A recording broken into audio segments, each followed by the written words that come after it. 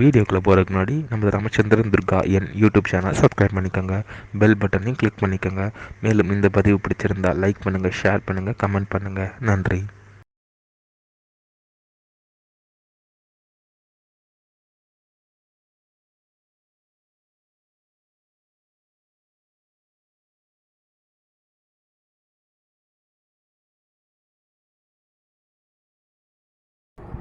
ஸ்ரீ குருப்பியோ நமः.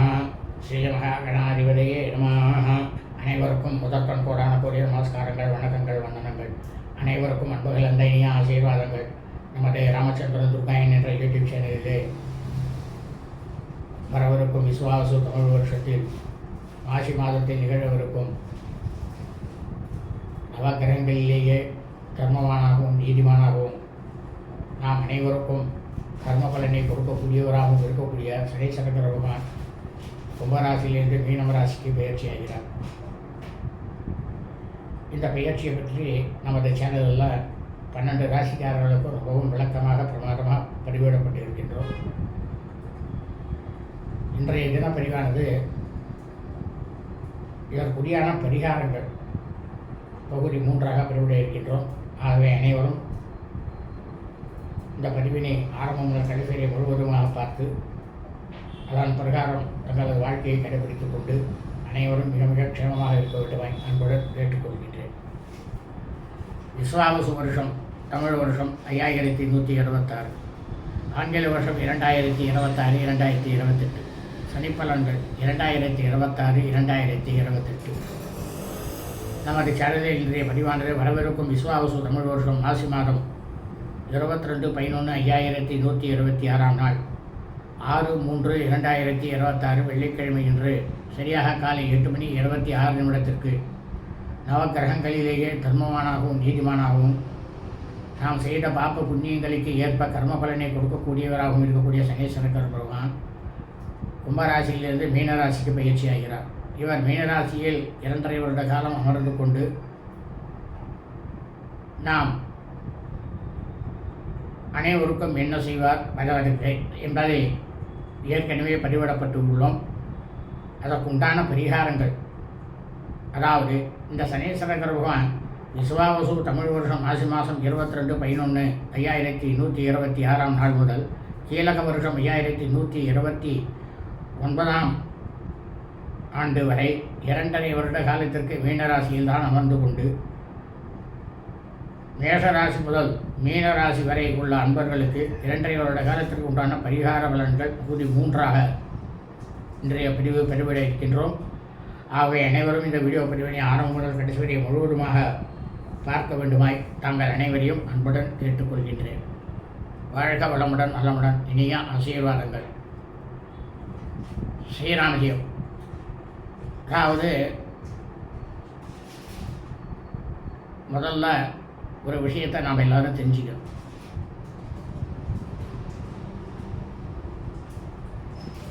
ஒரு தாயார் தந்தையார் இருக்கிறார்கள். அவர்களுக்கு ஆண் பிள்ளைகள் இருக்கிறார்கள். அவர்கள் பிறந்து ஒரே ராசியில் தகப்பனாரும் ஆண் பிள்ளையும் இருந்தால் இந்த சனி பெயர்ச்சியானது உங்களுக்கு ஜென்மத்தில் வரும்பொழுது மிக மிக ஜாகிரதையாக இருக்க வேண்டும். தகப்பனார் ஜாகிரதையாக இருக்கணும். அதே உங்களுக்கு பெண் பிள்ளை தான் இருக்க, ஆண் பிள்ளை இல்லை அப்படின்னா 2 பேரும் ஒரே ராசியாக இருந்தால் தகப்பனாரும் பெண்ணும் ஒரே ராசியாக இருப்பார்களே ஆனால் அது உங்களுக்கு மிகவும் சுகத்தை கொடுக்கும். அதுவும் ஒரே நட்சத்திரமாகவும் இருந்தால் அதை விட ரொம்பவும் நல்ல சுகத்தை கொடுக்கும் பெண் பிள்ளையாக இருந்தால். ஆனால் அதே சமயம் தகப்பனாரும் ஆண் பிள்ளையும் ஒரே நட்சத்திரம் ஒரே ராசி அப்படின்ட்டு இருந்தால் அது பலவித தொல்லைகளை கொடுக்கும். இந்த சனீஸ்வர பகவான் 12 மேஷம் முதல் மீனம் வரை உள்ள 12 ராசிக்காரர்களுக்கும் உள்ள விஷயம்தான் இது. அதாவது இந்த பூலோகத்தில் மனித பிறவிகளாக ஜனனம் எடுத்த நாம் அனைவருக்குமே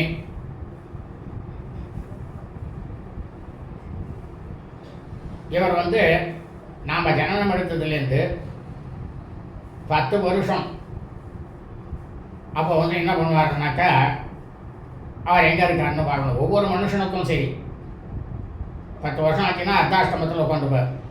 20 வருஷம் ஆச்சுன்னாக்கா அஷ்டமத்தில் போய் உட்காருவார். அதே 17 வருஷம் ஆச்சுன்னாக்கா சமசப்தமாக உட்காந்துட்டு நம்மளை வந்து 7ஆம் பார்வையாக பார்ப்பார். அதே சமயம் 27 வருஷம் ஒரு வாட்டியை சனீஸ்வர பகவான் நமக்கு 7 வருஷத்து சரியாக பிடிக்கும். இதுதான் உண்மை. ஒரு சில பேர் என்ன பண்ணுவானாக்கா, பிறக்கும் பொழுது இதில் எப்படின்னு கேட்டேன்னா, முதல்ல 7 வருஷத்து சரியானது ரொம்பவும் பாடாப்படுத்தி எடுக்கும்.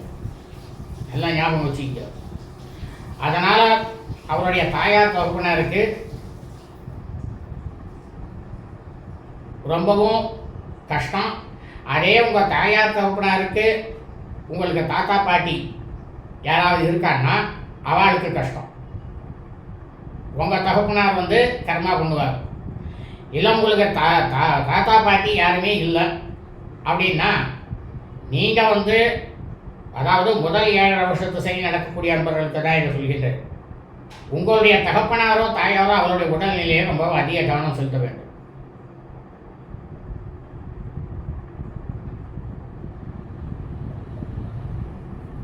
அதே ஒவ்வொரு மனிதனுக்கும்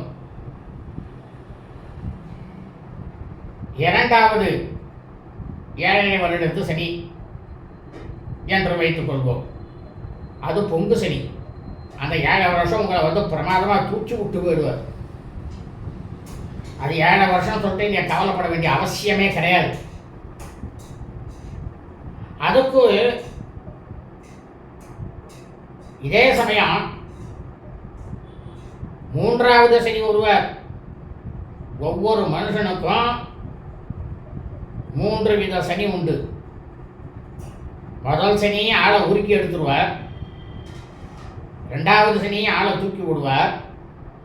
3வது 7 வருஷத்து சனியில் என்ன செய்வார்? நம்மளையே கர்ம பலனுக்கு ஏற்ற மாதிரி அழிச்சுட்டு போவார்.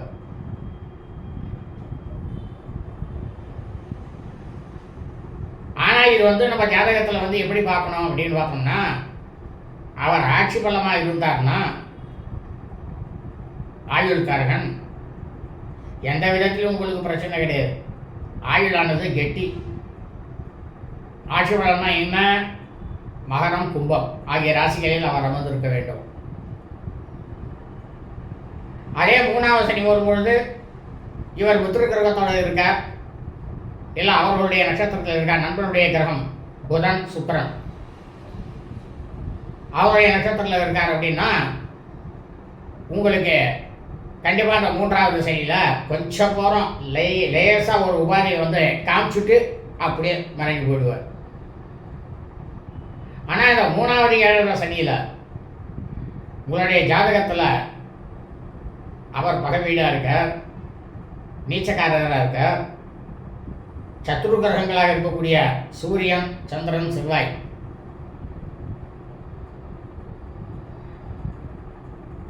நிழல் கிரகங்களாக இருக்கக்கூடிய ராகு, கேது இவரோட சேர்ந்து இருக்கார். இல்லைனாக்கா அவருடைய நட்சத்திரத்தில் உட்காந்துருக்காருனாக்கா இந்த 3வது சனி நிச்சயமாக உங்களுடைய நாம் ஜனனம் எடுத்த இந்த பிறவியானது முடிய போகிறதுன்னு நிச்சயம் பண்ணிக்கலாம்.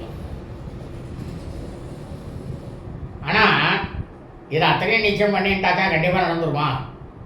3வது சனி நான் சொல்கிறது.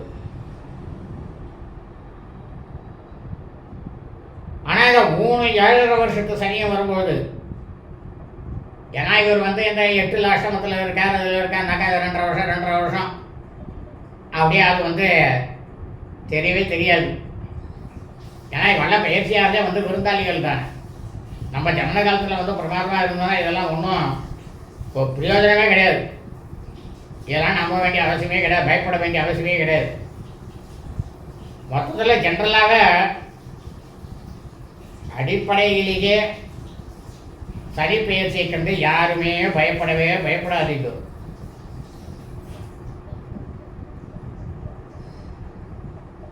ரெண்டாவது பதிவில் என்ன செய்யணுங்கிறத போட்டிருக்கோம் உங்களுக்கு.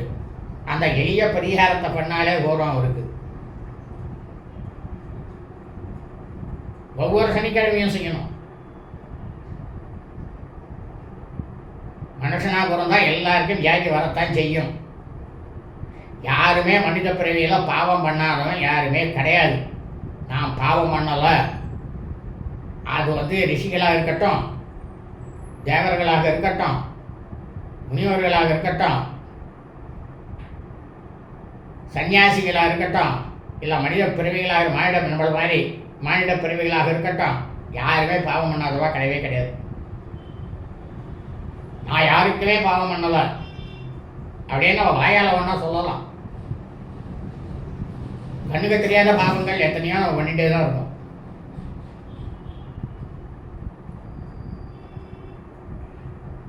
அந்த பாப்ப கர்மாக்களை சரிவர உணர்த்தக்கூடியவர் தான் இந்த சனிச்சர கிரக பகவான். நீ இந்த பாவத்தை பண்ணியிருக்க, அதுக்காகத்தான் உனக்கு நான் இப்போ இந்த தண்டனையை கொடுக்குறேன் அப்படின்றார். நாளை 4ஆம் பதிவாக மேலும் பரிகாரங்கள் இன்னும் என்ன செய்யலாம் என்பதை பற்றி தங்களுக்கு விளக்கமாக பதிவிட இருக்கின்றேன். லோகா சமஸ்தா ஸ்கினோ பவந்து சுபமஸ்து ததாஸ்து.